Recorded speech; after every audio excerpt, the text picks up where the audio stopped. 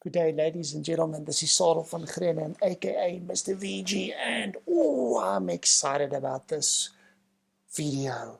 In this video, we are going to specifically look at working through the statistics and data handling regression that is found in question 2 of the November 2021 paper. This whole exam preparation is very proudly supported by Investec. Thank you so much. We are going to look at this video and we are going to dive into the depths of regression and how they ask it and what it means. So buckle up, try your ninja skills out. Let's see if your ninja skills are good enough to answer this question. This question is very, very, very important. So try it yourself first, hit that pause button, and then come back for the rest of the video. So a farm stall sells milk in 5-liter containers to the local community. The price varies according to the availability of milk at the farm stall. The price of milk in rands per 5-liter container and the number of 5-liter containers of milk sold are recorded in the table below. So, which formulas are we going to use? Definitely only those two.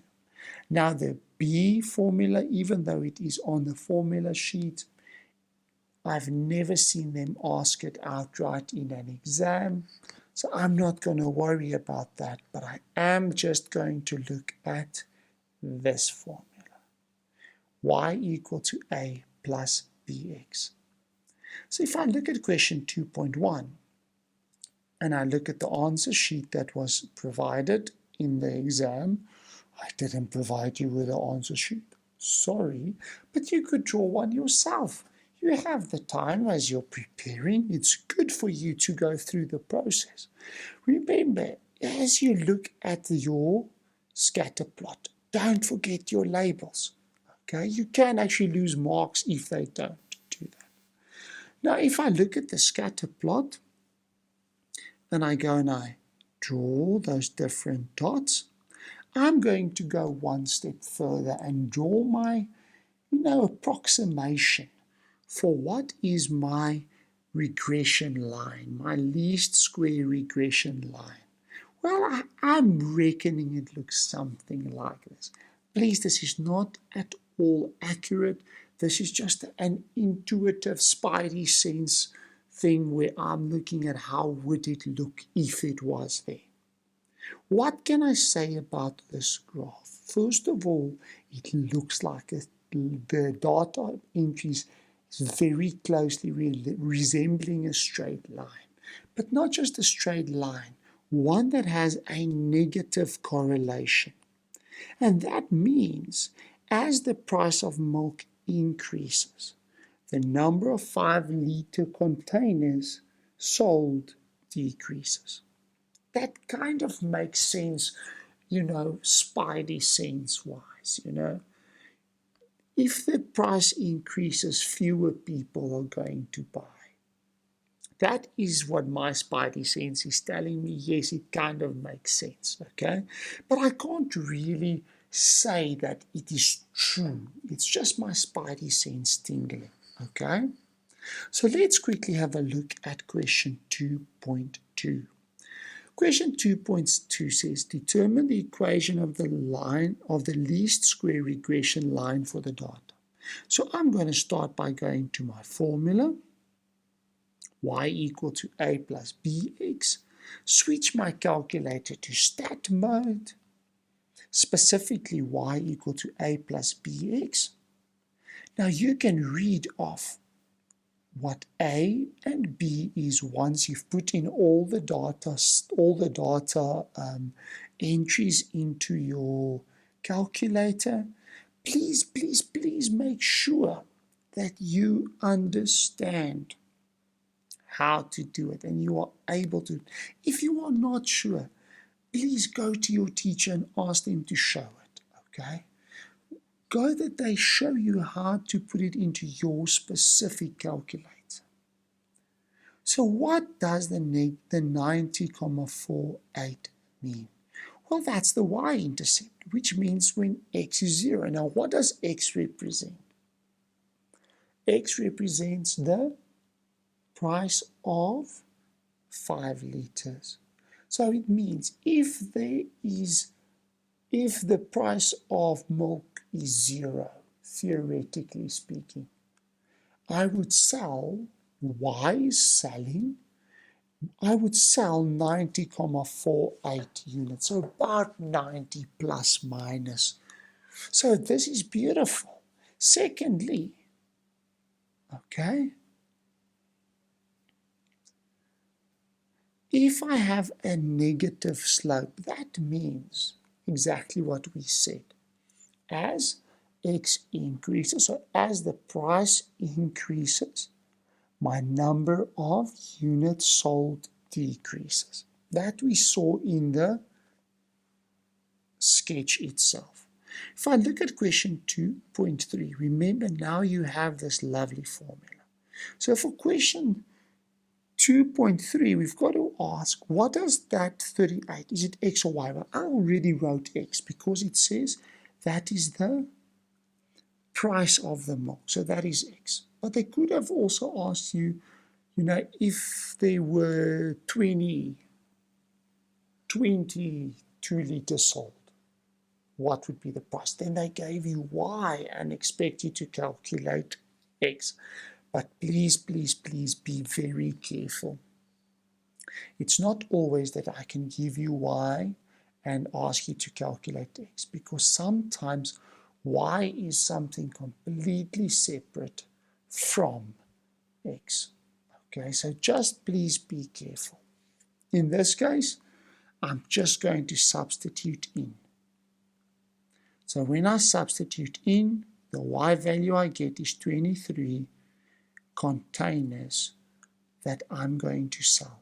So at a price of 38 Rand, we can expect about 23 containers to be sold. Now this is wonderful, because now we can start playing around with